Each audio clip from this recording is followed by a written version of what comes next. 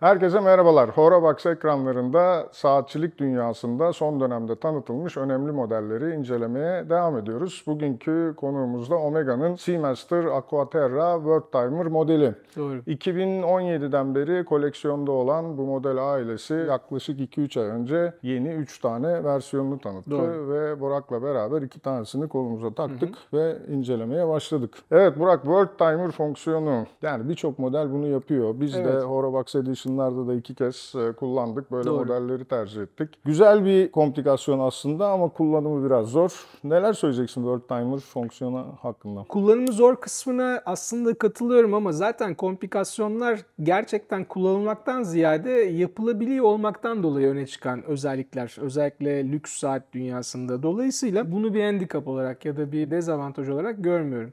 Avantajlı kısmına bakacak olursak World Timer normal standart bir mekanizmanın üzerine eklenebilecek bir modül aslında.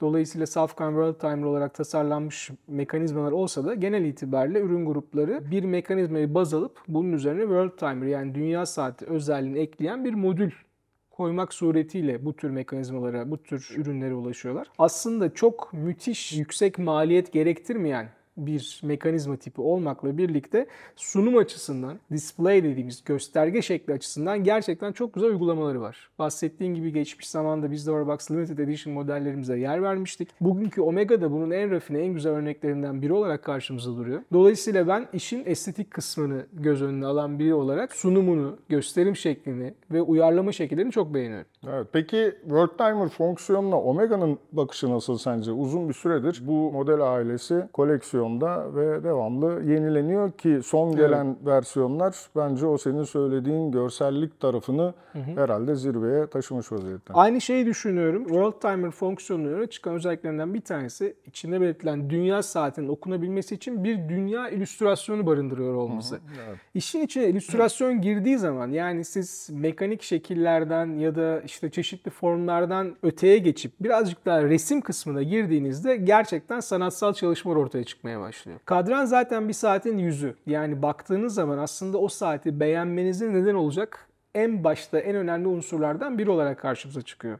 Dünya haritası gibi son derece estetik bir şeyi kadrana taşıdığınız zaman ve özellikle bunu çözünürlük açısından ya da işçilik açısından veya kullandığımız malzeme renk açısından güzel bir şekilde seçtiğinizde gerçekten ortaya tabiri caizse tablo gibi bir kadran çıkıyor. Evet. World Timer'ın en büyük özelliği bu. Omega gibi bir üreticinin de buna getireceği yorum tabii ki onun ekspertizi, onun know-how'ı, tecrübesi ve elinde barındırdığı ustalarla ortaya çıkan bir durum. Baktığınızda zaten sıradan bir World Timer kadranına bakmadığınızı, Omega'nın imzası olan bir kadrana baktığınızda illüstrasyonun kalitesinden, renklerin uyumundan ve detay işçiliğinden anlayabiliyorsunuz. Baktığımız zaman bu yeni tanıtılan modellerden biri titanyum kasayla yapılmış Evet. ve gri siyah renkler kullanılarak çok güzel bir kontrast oluşturulmuş. Bu alternatif materyal sayılabilecek titanyumun saatçilikteki gidişatı, gelişmesi ve tabii Omega'nın bu titanyuma bakışını da senden duyalım.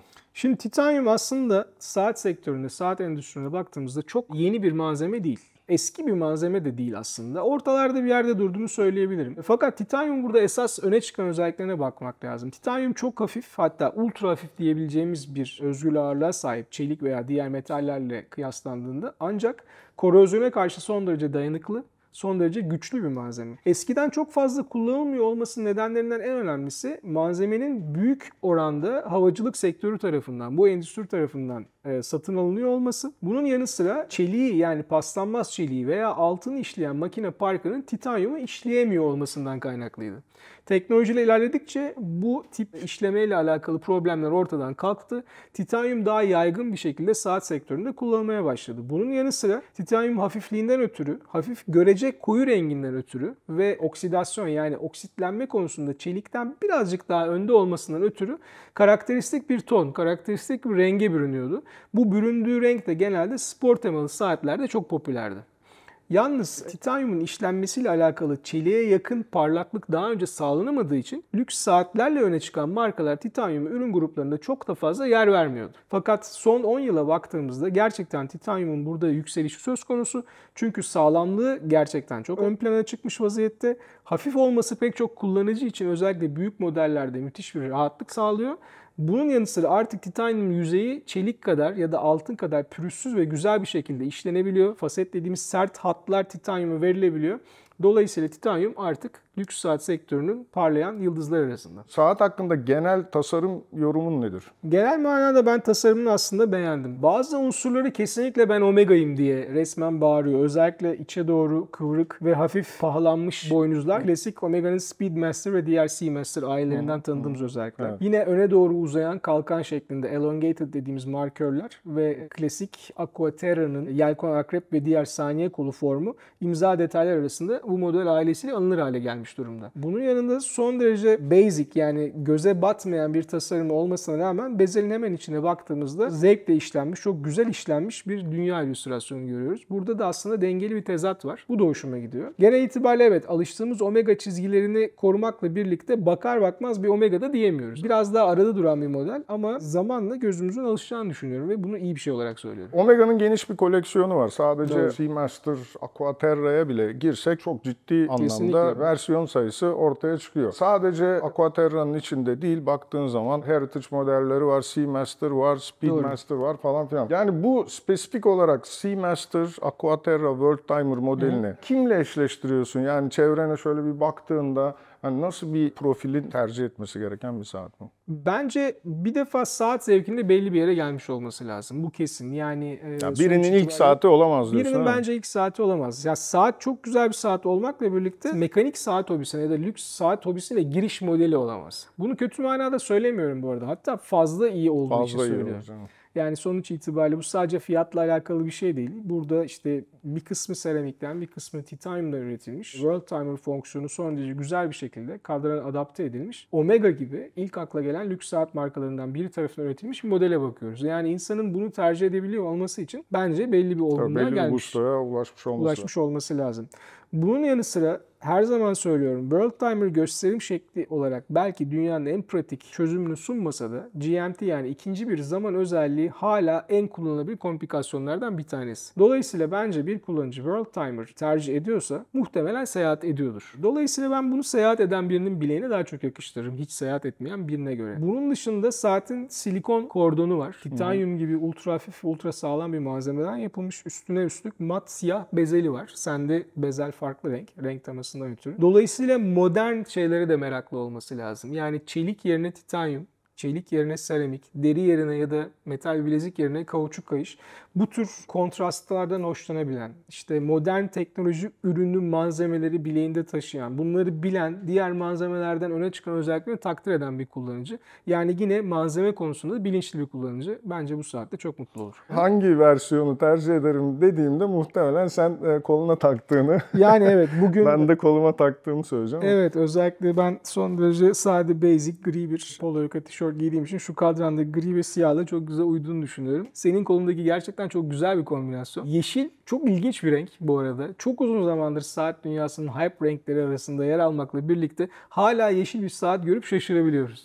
Bu da onlardan bir tanesi oldu benim için. Özellikle o altın kaplamalı kollar ve markörlerle birlikte gerçekten saatin spor temasını hafif böyle yumuşatıp birazcık daha dress, daha klasik bir havaya sokmuş. Bence o da gayet güzel. Bizim klasik neleri değiştirirdin sorusuna bir göz atalım. Ben bu soruya hazırlıklı geldim aslında. Biraz çünkü saati çok severek ben denedim, öyle söyleyeyim. Gerçekten çok hoşuma gitti. Hatırlarsan biz 2017'den beri bu saat koleksiyonda var demiştin. Yani World Timer, Aquaterra. Biz 2018'de Basel World Fuarı'nda, son Basel World Fuarı mıydı, bir öncesi miydi hatırlayamıyorum. Bunun komple roz altın ve lacivert kayışlı olanı görmüştük. Böyle kalmıştık hatta. Müthiş bir yani. saatti. Böyle bayağı Rönesans tablosu gibi, çok hoşumuza gitmişti. O zaman da aynı şeyi düşünmüştüm. Aradan geçen zamandan sonra tekrar yeni bir örneğe gelince dikkatimi çekti. Ben kauçuk kayışın ortasındaki şu metal parçadan hoşlanmadım. Sonuç itibariyle kolay değişebilen entegre bir kauçuk kayış, bilezik, deri kayış üçlüsünü tasarlamak evet çok kolay bir şey olmamakla birlikte bu işi gerçekten çok iyi yapan markalar var.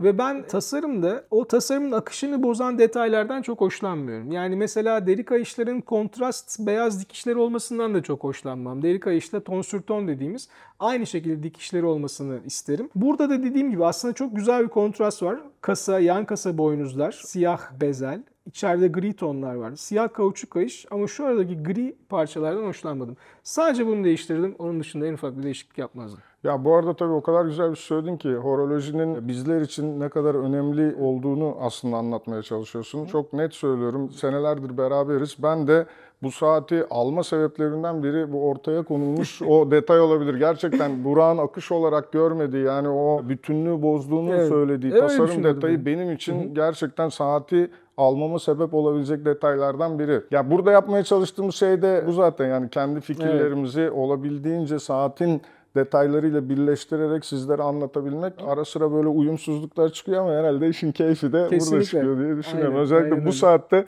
bayağı bir uyumsuzluk oldu aramızda. Ben simetrik diyorum, o değil diyor falan.